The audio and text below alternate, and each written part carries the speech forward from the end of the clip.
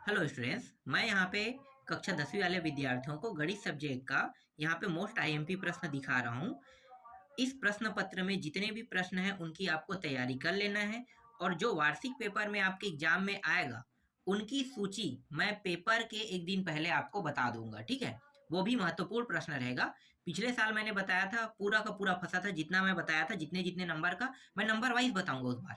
जैसे 6 नंबर के प्रश्न कौन कौन से आने वाले हैं, बस उसको पढ़ना है, ठीक है, उनकी तैयारी करना है। 4 4 नंबर में कौन सा आएगा, 5 नंबर में कौन सा आएगा, तो इस तरह से मैं प्रश्न बताते जाऊंगा, एक एक वीडियो के माध्यम से आते जाएगा। बस आप लोग वीडियो को देखना और उन प्रश्नों को याद कर लेना, ठीक है। जो रटने लायक रहेगा रट लेना, गणित का प्रश्न है, रटना तो नहीं पड़ता है, समझना पड़ता है, तो उसको भी मैं आपको समझा दूंगा, ठीक है। बस आपको उस वीडियो को देखकर समझना है और जैसे जैसे मैं बताऊंगा वैसे वैसे ही आपको तैयारी करके जाना है। आपका नंबर बहुत अच्छा आएगा। पिछले साल का रिकॉर्ड बहुत अच्छा था। जो बच्चे इस साल 11th में आए हैं वो लोग भी अभी भी मुझे कमेंट कर रहे हैं कि 11 का भी आईएमपी सूची तैयार करिए ना सर, कह के। तो मैं अभी तक तैयार नहीं किया हूँ, लेकिन जल्द ही 20 तारीख के बाद उनको भी मिल जाएगा, ठीक है। 20 तारीख के बाद मैं 9th को भी दूंगा, 20 तारीख के बाद 11 को भी दे दूंगा, कौन कौन से प्रश्नों को पढ़ के जाना है। और ये तो अभी 10th वालों का है, 10th वालों का पेपर 1 तारीख से 2 तारीख से शुरू है, तो इसके हिसाब से मैं आपको वो सारी चीज़ें बता दूंगा जो आने वाले हैं प्रश्न में। इसलिए आप मेरे साथ बने रहिए और उन हर वीडियो को देखिए जो मैं यहाँ पे अपलोड करते जा रहा हूँ, ठीक है। 10th का तो अब एकदम आखिरी आखिरी आ गया है ना, तो ज़्यादा नहीं देखना पड़ेगा, कम कम देखना पड़ेगा।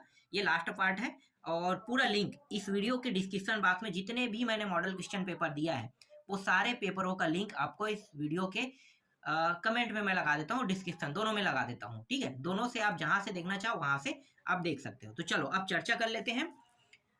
यहाँ पे देखो, पहला प्रश्न क्या है, बहुपद x² - 7x - 10 के शून्यांकों का योगफल होगा। शून्यांकों का योगफल बताना है ना, कैसे निकालते हैं भाई शून्यांकों का योगफल।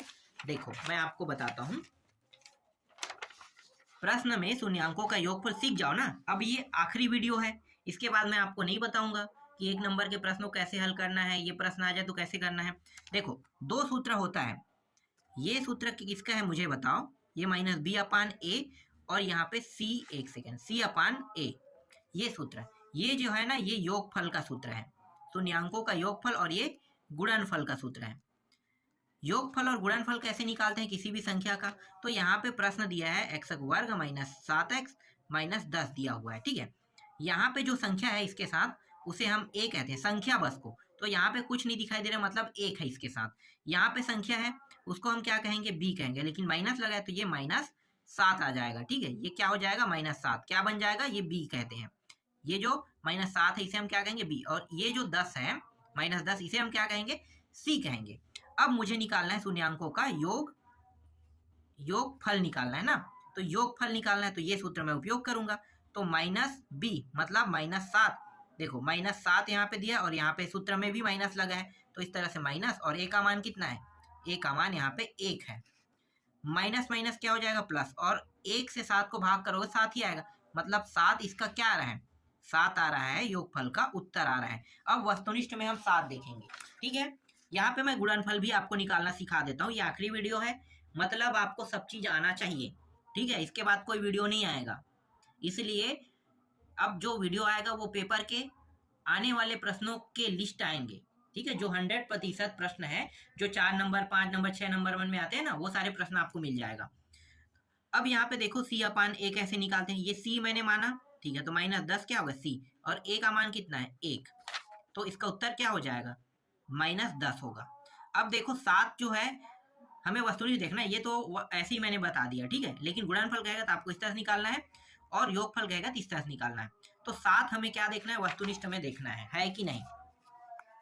तो चलो भाई देखें, यहाँ पे देखो सी में है 7, 7 क्या है इसका उत्तर, ठीक है। इसके बाद देखो, एक घन की कोर 10 सेंटीमीटर होने पर विकर्ण की लंबाई होगी। 4 ऑप्शन यहाँ पे दिया हुआ है, चलो इसको भी मैं समझा देता हूँ। मैंने कुछ समय पहले आप लोगों को एक वीडियो के माध्यम से ये बताया था कि घन के बारे में बताया था ना, घन कैसे दिखता है, कुछ इस प्रकार से रहता है, दो आकृति को अगर हम मिला देंगे इस प्रकार से तो क्या बन जाता है, घन। और इसकी एक भुजा का मान प्रश्न में क्या दिया है, कोर का है ना, मतलब एक भुजा मतलब 10 सेंटीमीटर, ठीक है, एक भुजा। तो भुजा का जो विकर्ण निकालते हैं, ऐसे जो भुजा है इसका विकर्ण निकालेंगे, क्या होता है, ए करनी के अंदर 3, यही होता है। तो ये जो भुजा है ये a का जो मान है ये क्या है 10 है, तो 10 करनी 3। यहाँ पे देखेंगे 10 करनी 3 जहाँ पे होगा वही हमारा क्या रहेगा उत्तर रहेगा। देखो आपको इसे और अच्छे से जानने के लिए ना आपको जो मैंने वीडियो बना के अपलोड किया उनको देखना होगा। देखो यहाँ पे सी में है 10 करनी 3 सेंटीमीटर लिखा, बस यही इसका उत्तर है। एक्स अक्ष में स्थित बिंदु की कोटि होगी। इसे समझाने की जरूरत नहीं है। एक्स अक्ष और वाई अक्ष दो अक्ष होते हैं, दोनों एक दूसरे को क्या करते हैं क्रॉस करते हैं, और उसके मूल बिंदु का मान अगर पूछ दिया तो 0 0 याद रखना 0 0। ये लास्ट वीडियो इसलिए मैं पूरा डिटेल से बता रहा हूँ। यहाँ पे क्या लेना है 0 0, मूल बिंदु के निर्देशांक को हम कहते हैं 0 0, दो बिंदु रहेगा 0 0 लेना है। अब यहाँ पे देखो एक्स अक्ष में स्थित बिंदु की कोटि, एक्स को हम भुज कहते हैं और वाई को हम कोटि कहते हैं।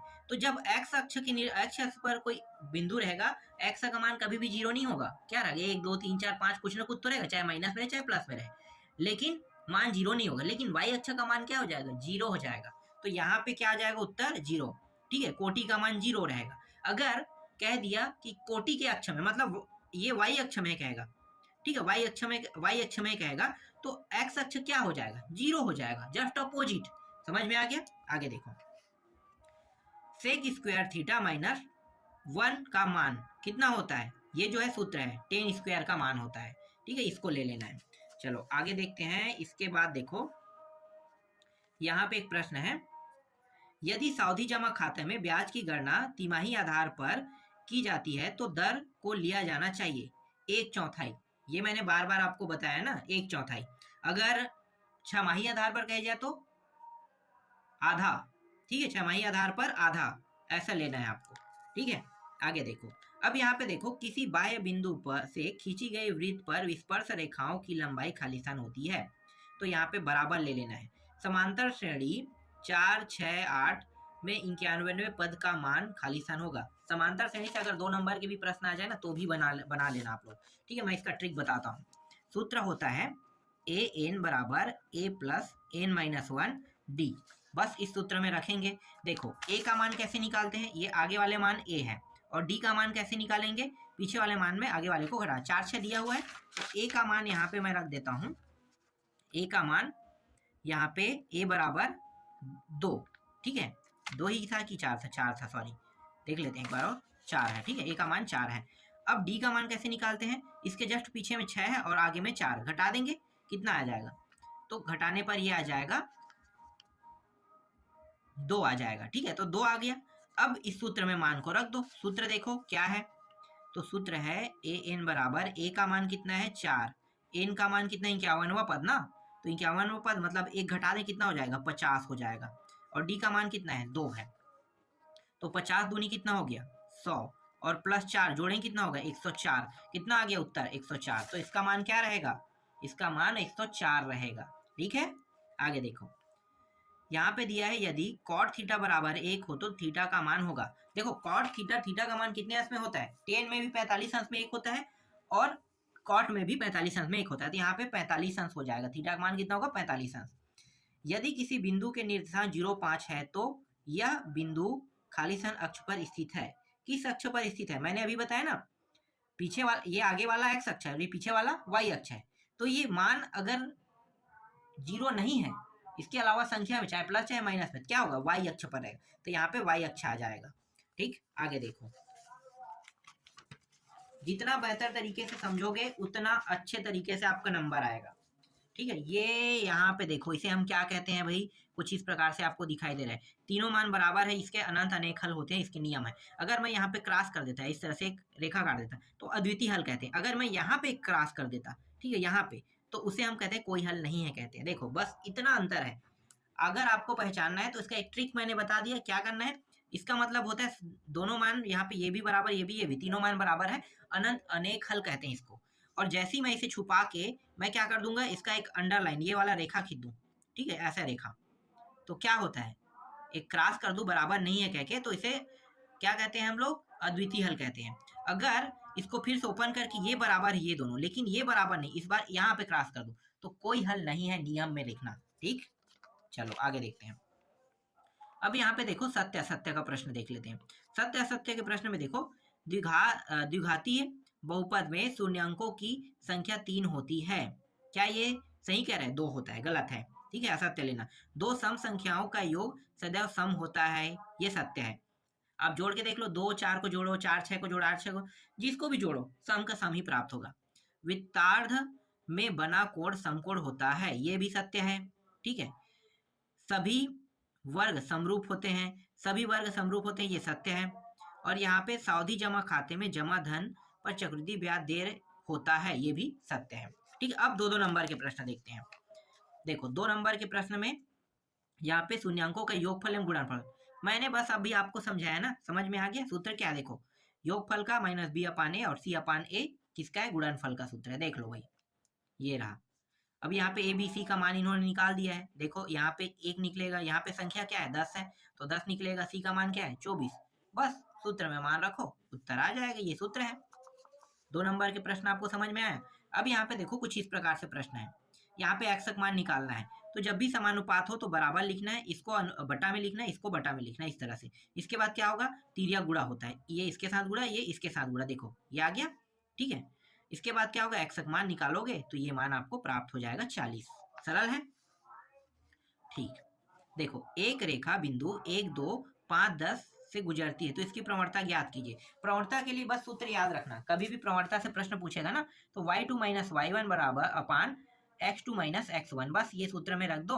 ये x1 है, ये y1 है, ये x2 है, ये y2 है, बस यहाँ पे रख दो मानों को। उसके बाद हल करोगे तो इसकी प्रवणता जो है वो यहाँ पे प्राप्त हो जाएगा, 2 प्राप्त हो जाएगा। आगे देखो 5वां प्रश्न। देखो ये प्रश्न तो सबसे सरल प्रश्न मैं मानता हूँ। ये दोनों कट जाएगा, एक हो जाएगा, ये दोनों कट जाएगा, एक हो जाएगा, दोनों मिलकर कितना प्राप्त होगा, 2 प्राप्त होगा। अब कैसे कटेगा, इतना आसान प्रश्न, ऐसे प्रश्न तो बहुत इजी बनते हैं। देखो चाहे हम इसको इसमें चेंज करें या इसको हम इसमें चेंज करें, सेम टू सेम हो जाएगा। ये ऐसे ये भी होगा, देखो यहाँ पे साइन 90 माइनस 20 कर दिया, देखो सेम टू सेम हुआ, ये भी सेम टू सेम बन गया। ठीक, बनने के बाद क्या होगा, कट जाएगा, तो ये आ गया। ठीक, कुछ इस प्रकार से विकल्प बता देना कैसे होता है, ऐसे जरूरी तो नहीं होता है बताना भी। देखो 5 7 9 14 15 19 21 22 का समांतर माध्य ज्ञात कीजिए कह रहे हैं। समांतर माध्य ज्ञात करना है, कैसे ज्ञात करते हैं, ये सभी संख्याओं को जोड़ देंगे और जितने संख्या उतने से भाग दे देंगे। कितने संख्या, 8, 8 से भाग दे दो, उसे हम समांतर माध्य कहते हैं। देखो ये सभी संख्याओं को जोड़ दिया, 8 से भाग दे दिया, आगे 14, बस। 7वां प्रश्न देखो, 7वां प्रश्न में द्विघात समीकरण ज्ञात कीजिए कह रहा है और इसके मूल जो मान है ये दोनों दिया है। क्या करोगे, द्विघात समीकरण ज्ञात करने, गुणा करना है, बस कुछ नहीं करना है, गुणा कर देना। ठीक है, गुणा नहीं करना है, चलो गुणा करने वाला थोड़ा अलग है, द्विघात समीकरण का सूत्र लगा देना, ये और ज्यादा आसान है। देखो ये सूत्र लगाना, x वर्ग माइनस मूलों का योग x प्लस मूलों का गुणनफल बराबर 0। ठीक है, इस सूत्र को लगा दो और ये इस तरह से आपको क्या हो जाएगा, प्राप्त हो जाएगा। ठीक है, आगे और है, देखो ये रहा, थोड़ा सा और है ये रहा यहाँ तक की। ठीक है, आगे देखो 8वां प्रश्न। अब यहाँ पे देखो 8वां प्रश्न में क्या दिया है, समांतर श्रेणी का अंतिम पद 18 क्या है, यहाँ पे पूरा दिखाई दे 218 है ना, यहाँ पे 218 है, 1 मिनट, अब दिखाई दे रहा है। ठीक है, 218 है, तो पदों की संख्या ज्ञात कीजिए, बहुत आसान है। प्रथम पद डी का मान पीछे वाले में आगे को हटाओगे, डी का मान निकल जाएगा। ठीक है, और ये अंतिम पद है, तो ये अंतिम पद मतलब क्या है, एन का मान है। ठीक है, सूत्र आपको क्या लगाना है, यही सूत्र लगाना है, यहाँ पे रख दोगे, सबके मान को बस रखोगे, एन का मान ऑटोमेटिकली प्राप्त हो जाएगा। एन का मान कितना आ जाएगा, 31, बस हल करते जाना उसके बाद। ठीक है, ये प्रश्न देखो, इसे मैंने अभी अभी आपको बताया था कुछ समय पहले, ये भी इंपॉर्टेंट के तौर पे दिखाया है। 14 सेंटीमीटर व्यास वाले अर्धगोले का संपूर्ण पृष्ठ क्षेत्रफल ज्ञात कीजिए कह रहा है। संपूर्ण पृष्ठ का क्षेत्रफल ज्ञात करना है, क्या ये कठिन है, मुझे तो नहीं लगता ये कठिन होगा। देखो मान लो अर्धगोले की त्रिज्या 8 सेंटीमीटर है, दिया है व्यास बराबर 14 सेंटीमीटर, 2r बराबर 14, r का मान 14/2 बराबर 7। तो यहाँ पे अर्धगोले का संपूर्ण पृष्ठ का क्षेत्रफल बराबर 3 पाई r स्क्वायर और 3 गुणित 22/7 गुणित 7 का वर्ग यहाँ पे दिया हुआ है। ठीक है, बस मानों को रख दो और हल करो, ये पूरा उत्तर आ जाएगा। ठीक है, आसान प्रश्न है। 10वां देखो, ये 3 नंबर के अंतिम प्रश्न है, इसके बाद आपको मैं बताऊंगा टोटल 4 5 6 नंबर के प्रश्न। तो सिद्ध कीजिए कि किन्हीं क्रमागत सम संख्याओं का योग हमेशा 6 के गुणज होते हैं। देखो आपको 6 का गुणज निकालना है, तो देखो यहाँ पे सम संख्या 2, तो यहाँ पे इस तरह से आपको क्या करना है, 2n - 2 2n और 2m + 2 इस तरह से रख देना है। ठीक है, इन सभी को उसके बाद जोड़ देना है अंत में। तो यहाँ पे देखो जोड़ दिया, जोड़ने के बाद क्या है 6n आ गया, तो p का मान क्या होगा, p 6 का गुणज है, जहाँ n क्या है, n बिलोंग करता है n के साथ, मतलब इसके साथ संबंध बना रहा है। ठीक, 11वां प्रश्न देखो, 11वां प्रश्न में क्या है, y अक्ष पर ऐसा बिंदु ज्ञात कीजिए जो बिंदु a 6 5 b -4 3 से समान दूरी पर हो, कह रहा है। ठीक है, तो देखो y अक्ष पर अभिष्ट बिंदु 0 और y लिया गया है यहाँ पे, और यहाँ पे क्या कर दिया गया है, एक बार इसके साथ गुणा और एक बार इसके साथ गुणा कर दिया है, तो दो अलग अलग मान इस तरह से बनेगा, और दोनों को वर्ग कर दिया है। वर्ग करने पर इस तरह से मान प्राप्त होगा। ये थोड़ा सा शॉर्टकट किया है ना, मैं इसे बताना तो चाहता हूँ लेकिन वीडियो बहुत लंबा बनेगा, इसलिए मैं शॉर्टकट को नहीं समझा रहा हूँ। बस आपको क्या करना है, दोनों के साथ ले दिया है। चलो मैं आपको सूत्र बता देता हूँ यहाँ पे क्या हुआ है। ये सूत्र आपको पता है ना, x2 माइनस x1 का वर्ग प्लस y2 माइनस y1 का वर्ग, ऐसा कुछ था। जब भी मैं इसे वर्ग करूंगा तो ये वर्ग से हट जाएगा, और यहाँ पे इन दोनों के सबकी जगह में क्या होगा, मान आ जाएगा। तो ये जो मान आपको दिखाई दे रहा है ना, ये सब वही मान है। ठीक है, वही मान है। बस अब इसको हल करते गए, हल करते गए, हल करते गए, फिर अंत में y बराबर मान 9 प्राप्त हो जाएगा, और एक 0 और एक 9। तो x का मान तो 0 रहेगा क्योंकि हमने 0 रखा है, y अक्ष पे कहा है, तो y अक्ष का मान कभी भी 0 हो नहीं सकता, इसलिए 9 आया। इसके अथवा प्रश्न भी है, देखो अथवा प्रश्न थोड़ा सा अलग रहेगा। अब मैं थोड़ा सा छोटा कर लेता हूँ इसे, ठीक है, एक बार में, जिससे ये आ जाए पूरा प्रश्न, देख लो। ठीक है, अथवा प्रश्न, अथवा प्रश्न में देखो 0 0 1 4, ये इस तरह से क्या करना है, ग्राफ बनाना है। तो ग्राफ कैसे बनाते हैं भाई, इस प्रकार से आपको ग्राफ बनाना है। ठीक है, देख लो, ये इस तरह से ग्राफ बनते जा रहा है। बस कुछ नहीं करना है, ग्राफ पेपर रहेगा, 4 नंबर का प्रश्न है, ग्राफ में जो चीज पूछा है वो बता देना। ये अध्याय 7 से प्रश्न है, अध्याय 7 के IMP सूची मैंने बता दिया है कैसे कौन कौन से आने वाले हैं। ठीक है, हर अध्याय से मिल चुका होगा आपको। इसके बाद देखो यहाँ पे एक ऊर्ध्वाधर खड़ी 10 सेंटीमीटर लंबी छड़ी की छाया 8 सेंटीमीटर लंबी बनती है। उसी समय का एक मीनार की छाया 30 मीटर लंबी बनती है। मीनार की ऊंचाई ज्ञात कीजिए, कह रहा है। बहुत आसान है, ये प्रश्न भी मैंने अभी आपको बताया है। IMP सूची में तो सब प्रश्न है, मिल जाएगा। तो आपको यहाँ पे देखो इस तरह से कुछ करना है, और इसका पूरा उत्तर, आधा उत्तर यहाँ पे है। तो h का मान क्या हो जाएगा, 37.5 हो जाएगा। ठीक है, इसके बाद इसमें एक और, हाँ, 12वां का अथवा दिया हुआ है। ठीक है, वृत्त की त्रिज्या ज्ञात कीजिए यदि जीवा की लंबाई तथा केंद्र से दूरी 8 और 3 सेंटीमीटर है। देखो इतना आसान प्रश्न है, कुछ नहीं करना है, ज्यादा कुछ नहीं करना है। यहाँ पे देखो ये 8 है, 3 है, ये कर्ण का मान निकल जाएगा, वृत्त का मान निकालना है, तो ये कर्ण का मान निकलेगा, उसके बाद आप वृत्त का मान बता सकते हो। ठीक है, बहुत आसान आसान टॉपिक है ये, और आपको हल करना है कुछ इस प्रकार से, पाइथागोरस प्रमेय लगा देना, उत्तर आ जाएगा। ठीक है, चलो इसके बाद देखो ये वाला प्रश्न देखो, बहुत इंटरेस्टिंग है। एक शंकु की परिधि 44 सेंटीमीटर, ऊंचाई 6 सेंटीमीटर, तो शंकु का आयतन ज्ञात कीजिएगा। शंकु का आयतन ज्ञात करना है, क्या ये टफ है, मुझे तो नहीं लगता है। परिधि का सूत्र मान दिया है 2 पाई, मतलब 2 पाई आर होता है, इसका मान 44 दिया, तो आर का मान यहाँ से निकल जाएगा 7, आर के मान, और एच का मान यहाँ पे कितना दिया, 6 दिया, 6। अब आयतन निकालो शंकु का, तो 1/3 पाई आर स्क्वायर एच, ये शंकु का आयतन है, ये हल करोगे तो ये उत्तर आ जाएगा। ठीक है, अब देखो 13वां का अथवा प्रश्न, एक बेलन के आधार की परिधि, ये भी वैसे ही सेम टू सेम 10 सेंटीमीटर दिया है ना, तो बेलन का आयतन, इसमें बेलन का आयतन बनाया, यहाँ भी वही निकालना है। पहले आर का मान निकालना, परिधि है, वृत्त की परिधि ये रहा। ठीक है, इसके बाद यहाँ पे बेलन के वक्र पृष्ठ का क्षेत्रफल लगा दो, ये रहा, और बेलन के आयतन भी पूछा, तो आयतन का सूत्र है। कितना आसान प्रश्न था, ज्यादा इसमें सोचने की जरूरत नहीं है। हाँ, इसके बाद देखो निम्नलिखित आंकड़ों की माध्यिका ज्ञात कीजिए, माध्यिका ज्ञात करना है। ठीक है, कैसे ज्ञात करते हैं माध्यिका, तो माध्यिका ज्ञात करने का एक तरीका है, ये पहला रहेगा। इसके बाद इन दोनों को जोड़ के लिखेंगे, कितना हो 17, 17 और 7 को जोड़ने कितना होगा, 17 और 7 जोड़ेंगे 24। ठीक है, देखो जैसे यहाँ पे देखो, इसको जोड़ 6 यहाँ पे लिख दिया, 6 और ये 17 हो गया, 17 ये 17 और ये 7 जुड़े 24, 24 और 4 जुड़ेगा 28, 28 और 6 जुड़ेगा 34, 34 और 2 जुड़ेगा 36। इसी तरह से आपको क्या करना है, तिरछा जोड़ना है। ठीक है, तो यहाँ पे देखो n का मान कितना है, इन सबको जोड़ोगे 36 आ जाएगा। ठीक है, और 36 आएगा तो उसके बाद क्या करना है आपको, 2 से इसे भाग देना है, तो क्या निकल जाएगा, n का मान, ठीक है, 18 निकल गया। अब यहाँ पे संचयी आवृत्ति लगा देना। ठीक है, देखो संचयी आवृत्ति 24 के अंतर्गत आता है, तो 20 और 30 देख लो, ये 24 के अंतर्गत आ रहा है। ठीक है, 17 से तो अधिक है ना, तो मतलब 24 के बीच में आएगा, तो यहाँ पे 20 से 30 इसका क्या हो जाएगा, इसका माध्यिका वर्ग हो जाएगा। ठीक है, तो देखो ये जो होता है ये L होता है। ठीक है, और C का मान कितना है, 17, उसके जस्ट ऊपर में है। एफ का मान कितना रहेगा 7, ठीक है, ये 24 के आगे में है, और एच का मान कितना है 10, इन दोनों को घटाएंगे तो 10 निकलेगा इस तरह से। तो ये माध्यिका का मान बस इस सूत्र में रख दो, सूत्र में रख के हल करोगे ये उत्तर प्राप्त हो जाएगा। ठीक है, सूत्र याद रखना, बिना सूत्र के कभी भी कोई प्रश्न नहीं बनता है। फिर अथवा प्रश्न देखो, ये अथवा प्रश्न है, इसमें सबसे अधिक 16 आवृत्ति है ना, ये सबसे अधिक है, तो ये 20 और 30 के बीच में आ रहे थे, ये 20-30। तो देखो ये लोअर होता है तो ये यहाँ पे एल लिखते हैं, इसी को लोअर को 20 कहते हैं। ठीक है, F0 इसके जस्ट वाले मान, देखो F0 क्या होगा, इसके जस्ट वाले मान ये F1 F2 है ना, तो F1 F2 तक की जरूरत है हमें, F0 F1 F2, ठीक है, इनकी जरूरत है। तो F1 16, F2 कितना है 12, H का मान क्या होगा, इन दोनों को घटा दो, इनको घटाओ कितना आएगा 10, तो ये H का मान हो गया। बस बहुलक का सूत्र लगा दो, अब बहुलक का सूत्र याद रख लेना इस तरह से। ठीक है, याद करके ये मान रखोगे, ये उत्तर आ जाएगा। ठीक है, इसके बाद देखो 15वां प्रश्न,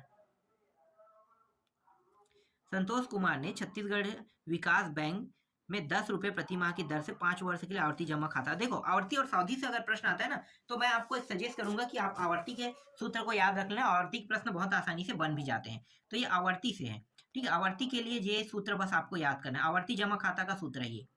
ठीक है, ये सूत्र पी का मान, आर का मान, एन का मान बस रख दो, हल करोगे तो ये उत्तर प्राप्त हो जाएगा। सावधि आपको अगर सरल लग रहा है तो सावधि भी बना सकते हैं, लेकिन छोटा नहीं है सावधि का उत्तर। ये देखो सावधि के लिए क्या करना है, आपको मिश्र धन वाला सूत्र लगाना है, ये वाला, ये सावधि में है।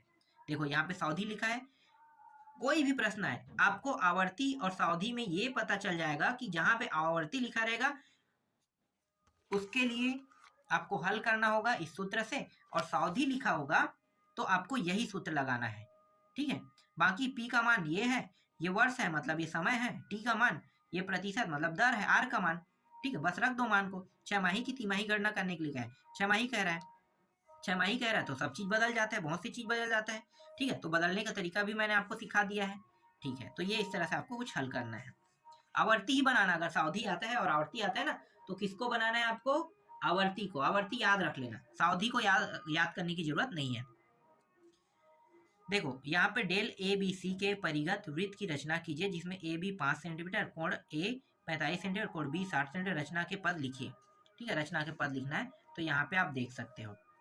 ठीक है, रचना करना है, इसमें कुछ खास नहीं है, रचना करने वाला 5 नंबर में आएगा, तो ये इस तरह से आपको रचना कर देना है।